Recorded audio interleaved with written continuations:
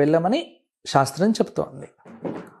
ఎప్పుడు కూడా గుడికి ఎలా వెళ్ళాలి అంటే మంచి బట్టలతో, మంచి మనస్సుతో, శుభ్రమైనటువంటి బట్టలతో.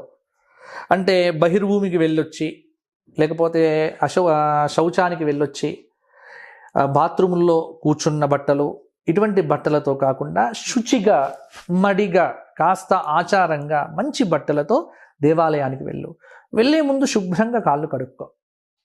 కాళ్ళు కడుక్కొని పాదరక్షలు లేకుండా దేవాలయంలో అడుగుపెట్టాలి.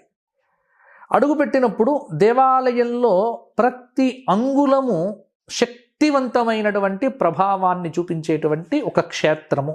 అక్కడ ప్రతి అంగుళం కూడా. కాబట్టి అక్కడ భూమి కాదు, అక్కడ భగవంతుడు ఉన్నాడు. అక్కడ ఒక యంత్రం ఉంది. అక్కడ ఒక లెక్కల ప్రకారంగా ఒక చక్కటి శక్తివంతమైనటువంటి అయస్కాంత కేంద్రం అనుకోది. అక్కడ నెగటివ్ ఎనర్జీని దూరం చేసేటువంటి పాజిటివ్ ఎనర్జీ అంతా అక్కడ వ్యాప్తమై ఉందన్న ఒక విషయాన్ని నువ్వు తెలుసుకో.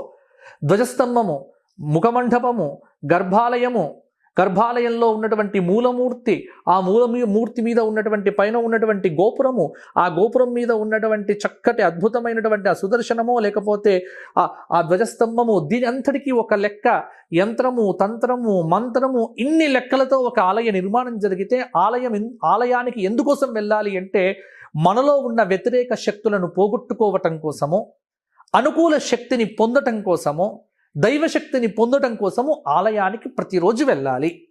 ఇది నియమం. చెప్పులు విడిచి వెళ్ళటం ఎందుకు అంటే పాదముల ద్వారా ఆలయంలో ఉన్నటువంటి శక్తి మనలోకి వెళ్ళాలి. ఇది ప్రధానం.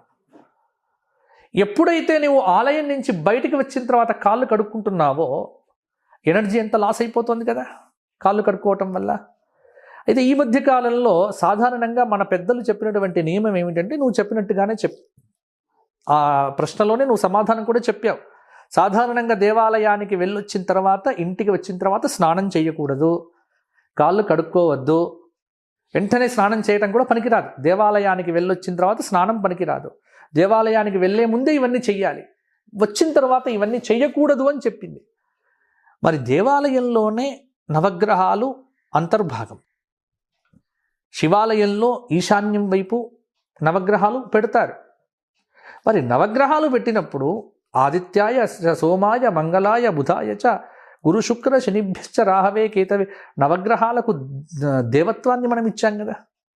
నవగ్రహాలు దేవతలుగా ఆరాధించబడుతున్నప్పుడు దేవతా దర్శనానికి ఉన్న నియమమే నవగ్రహములకు కూడా వర్తిస్తుంది. కానీ ఈ నవగ్రహములు దేవతామూర్తుల్లో ఒక భాగం కాదు అని అనుకోవటం అవివేకము.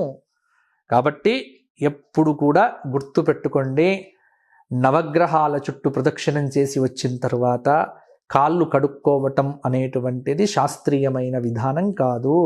ఇది అపోహ, ఏదో జరుగుతుందన్నటువంటి భయాన్ని విడిచిపెట్టండి.